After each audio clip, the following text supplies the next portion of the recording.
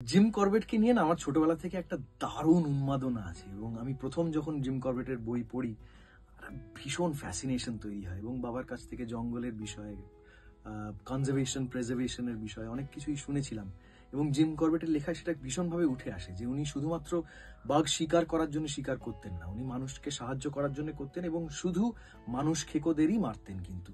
এবং তার লেখার মধ্যে থেকে তার জঙ্গলের প্রতি, জন্তু জানোয়ারের প্রতি যে ভালোবাসাটা ছিল সেটা ভীষণভাবে বেরিয়ে আসে। তো জিম করবেটের প্রতি ভালোবাসা ছিলই এবং আমি আমার মনে আছে আমরা করবেট ন্যাশনাল পার্ক ঘুরতে গেছিলাম, আমি আর রিধিমা। তখনও ধীর পৃথিবীতে আসেনি। আমরা দুজন মিলে ঘুরতে যাই এবং কালাঢুঙ্গি বলে একটা জায়গা আছে যেখানে জিম করবেটের বাড়ি ছিল, সেটা এখন একটা মিউজিয়াম হয়ে গেছে।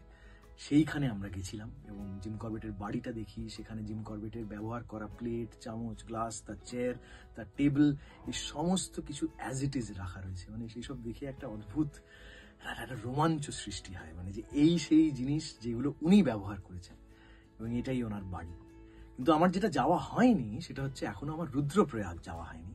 কিন্তু আমি শুনেছি সেখানে যেই আম গাছের ওপর বসে জিম করবেট সেই ম্যানিটিং লেপার্ডকে মেরেছিলেন, সেই আম গাছটা এখনো আছে। ওটা এখন আরো বড় হয়ে গেছে কিন্তু এখনো আছে এবং যেই খানটাতে বাঘটাকে লেপার্ডটাকে মারা হয়েছিল সেখানে একটা ফলক মতো রয়েছে যেখানে লেখা রয়েছে this is the spot where Jim Corbett killed the maneating leopard of Rudraprayag.